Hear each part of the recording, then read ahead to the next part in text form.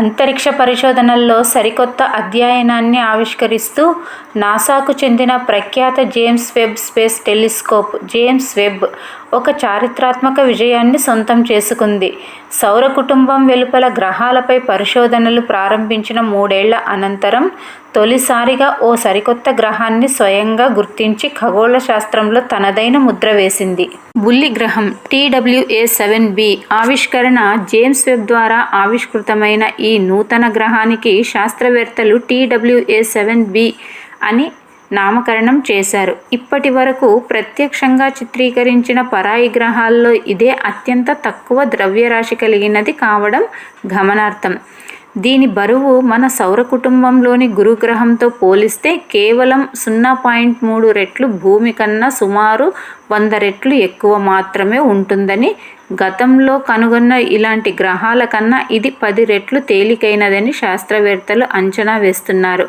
ఈ బుల్లి గ్రహం భూమి నుంచి సుమారు 111 కాంతి సంవత్సరాల దూరంలో ఉన్న CE యాంట్లియో TWA-7 అనే అతి పిన్న వయసు నక్షత్రం చుట్టూ పరిభ్రమిస్తోంది.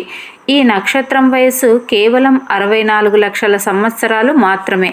ఇన్ఫ్రారెడ్ కెమెరాల మాయాజాలం TWA-7b గ్రహాన్ని దాని మాతృ నక్షత్రమైన CE యాంట్లియో చుట్టూ ఆవరించి ఉన్న ధూళి శిథిలాల వలయంలో డిస్ప్రైజ్ డిస్క్ జేమ్స్ వెబ్ అత్యంత చాకచక్యంగా గుర్తించింది.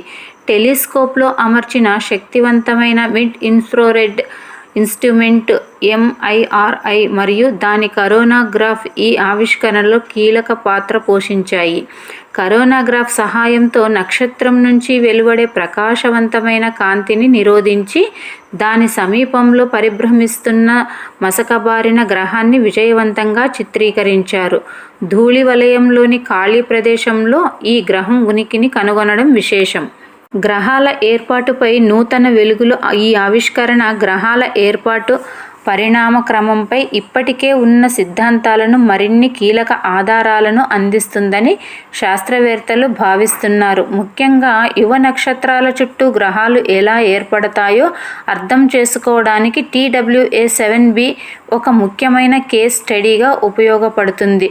అత్యంత తక్కువ ద్రవ్యరాశి కలిగిన గ్రహాలను కూడా గుర్తించగలిగే జేమ్స్ వెబ్ అమోఘమైన సామర్థ్యం భవిష్యత్తులో మరిన్ని అద్భుతమైన ఆవిష్కరణలకు బాటలు వేస్తుందని పరిశోధకులు ప్రగాఢ విశ్వాసం వ్యక్తం చేస్తున్నారు.